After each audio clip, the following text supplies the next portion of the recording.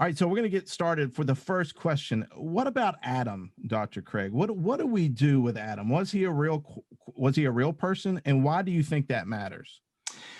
Well, there are basically four views concerning the historical Adam. The first view we could call the traditional view. This is the view that the church has held down through history, that Adam and Eve were a real historical couple who lived just a few thousand years ago, were created by God out of the dust of the earth, and were the ancestors of all of mankind.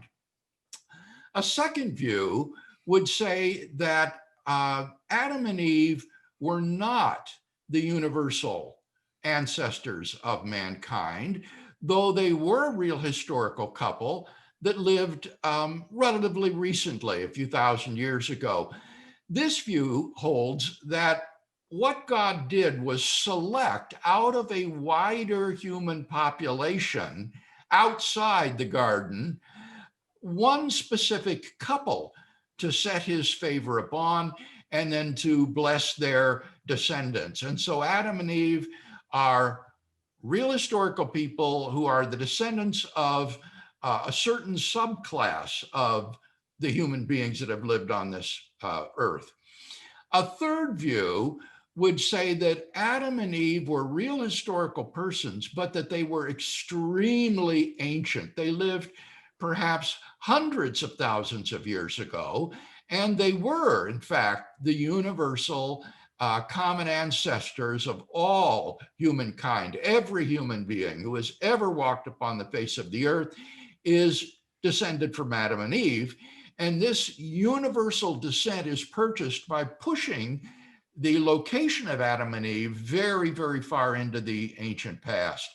And then finally, a fourth view we could call the mythical view, which would say that Adam and Eve were not historical persons, that this is simply a Hebrew myth about the creation of humanity and how every person is mortal, sinful, fallen, and in need of God's grace and forgiveness. Adam is every man, as it were, and therefore we shouldn't be looking for a time and place in history where he actually lived.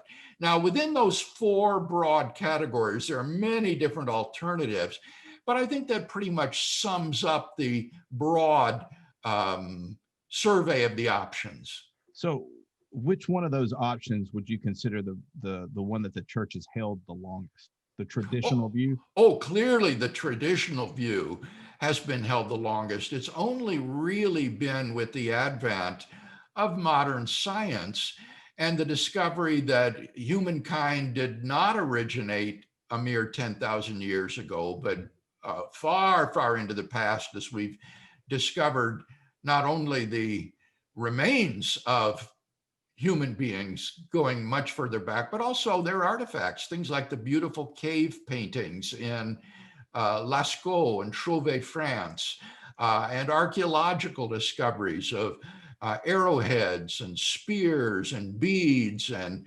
grindstones and all sorts of other implements used by ancient man. It's challenged this traditional view of Adam and Eve. Also, the discovery of population genetics, that the genetic diversification among human beings today is too great to have arisen from a single couple just a few thousand years ago. In order for the diverse human genetic profile to have arisen from a single couple, they must have lived hundreds of thousands of years ago. So it's been in virtue of these modern archaeological and paleontological and historical and genetic discoveries that the traditional view has now been severely challenged. So So I've been aware of your work for a long time. I mean, I got started with following your work on the Kalam cosmological argument. Mhm. So you've gone from cosmological argument to even just recently thinking about Platonism. Why all of a sudden are you dealing with this historical Adam question? This is really out of the box for me. And the reason is simply this, Matthew. I am engaged in writing a systematic philosophical theology. And in order to do that, I had to bone up on areas where I felt I was weak. One of those areas was the doctrine of the atonement. And Mm. so I spent 2 years studying the doctrine of the atonement. Another area was the doctrine of man, or theological anthropology. I was very confused and uncertain as to what to think about the historical Adam. And so I embarked upon, again, a 2 year study of the question of the historicity of Adam, both from a biblical point of view and also from a modern scientific point of view. And that's how I came to be studying this question. So what did you find was the most surprising as you started researching? Boy, um, I mean, because you're a man of many letters. I mean, you have two doctorates. I yeah, mean, when it comes to somebody like me, I mean, I know nobody can have exhaustive knowledge, but I would think yeah. not many things surprise you. I mean, is there something of note as you were Okay. looking at the doctrine of man that? Yes, there would be a couple of things. Biblically speaking, I think what really surprised me was the plausibility of analyzing the literary genre or type of Genesis chapters 1 to 11 as something called mytho-history. This is a term that was coined by the great Assyriologist Thorkild Jakobsen.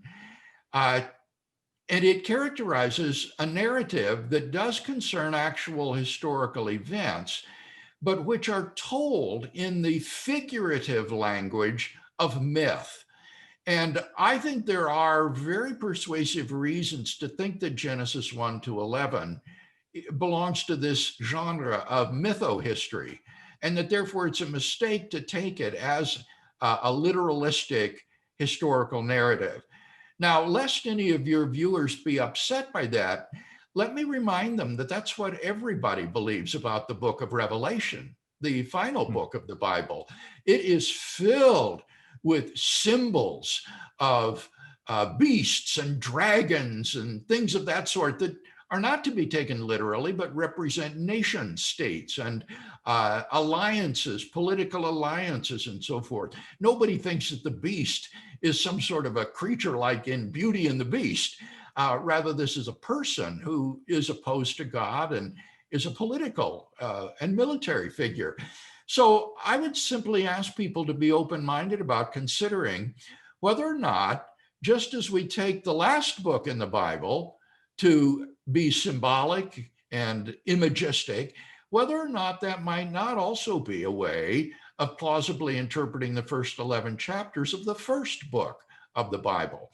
Now, the other thing that surprised me, Matthew, scientifically, was I was really stunned by the compelling archaeological evidence concerning how early modern cognitive behavior is exhibited among archaic human beings. There have been spears discovered in Germany that are as carefully crafted as modern Olympic javelins are. And these date from around 400,000 years ago and were used doubtlessly in big game hunting. Moreover, in France, in Bruniquel Cave, there was found uh, a construction, a circular construction of stalagmites that were put inside of this cave by Neanderthal men. It dates back to around 176,000 years ago or so, before modern Homo sapiens came into Europe. And then there was also discovered very recently, within the last year, a piece of 3-ply braided Neanderthal string, where these Neanderthal men had actually taken fibers and twisted them into string to make into cords. And the archaeologists on this find said that this required mathematical intelligence that would be comparable to what would be required by a modern language user. And I think that just makes it completely implausible to deny the full humanity of these ancient human beings. So I'll get to, let me ask you this. So how do we integrate like these archaeological and the scientific evidence? How if I'm talking to a pastor or helping a pastor think through this issue, I mean, this is a convoluted, complex issue. Oh, it is. And for somebody like you trying to move through it, it's even more difficult for pastors, not because they can't handle it, because they don't have the time and all these other issues. Exactly. I spent years on this. Yes. Well, let me try to summarize my conclusions rather than how I got there. Okay. I think that the best way to coordinate the scientific and biblical data is to push Adam and Eve way back into the past so that they are the ancestors not only of Homo sapiens, but also of Neanderthals. And that puts them back around 750,000 years ago. If we locate Adam and Eve there, there's no problem with their being the ancestors of every human being that has ever lived. And they are also far enough in the past that all of the genetic diversification among the present population can arise from a single couple who lived more than 500,000 years ago. So what this would require you to revise in the traditional view would be the recency of Adam and Eve. It would require you to give up their recency and adopt an ancient view. But once you do that, the rest of the narrative is unaffected. They will be the progenitors of every human being that ever existed. You can have a historical fall. It's only the date that I think needs revision. So by way of my final conclusion, who was the ancestor of Homo sapiens and Neanderthals? Well, it was a hominin called Heidelberg man. And you can look him up on Wikipedia if you want to read more about Heidelberg man. But I think that he was probably Adam and Eve, or Adam and Eve did belong to the species Heidelberg man. And he was not some kind of an ape man or something like that. He was an intelligent, gifted, and cognitively modern human being, which is ancestral to Neanderthals and Homo sapiens. So 2 more questions. In your research, if I had to play devil's advocate here, within the church, I could see somebody asking me, but Jesus referred to Adam almost as a real person. Is there, Yes. Did you know, how did Second Temple Jewish culture view Adam, or even Paul? I mean, I think they almost universally took him to be a historical person. When you read the extra biblical Jewish literature from that time, they often refer to Adam. And though they exploit him theologically for different purposes, they all assume he was a real person that actually lived. So did Jesus of Nazareth, and so did the Apostle Paul. And so I think it's important to safeguard the historicity of Adam and Eve. What I change in the traditional view is not their historicity, just the date at which they lived. That's good. Well, what about these other views? And this would be my last question. I mean, we could go for hours on it, at least I could, but I think this is an important question because maybe you can help me out. The church has to be large enough to hold all these, let's just call them the 4 views you talked about, right?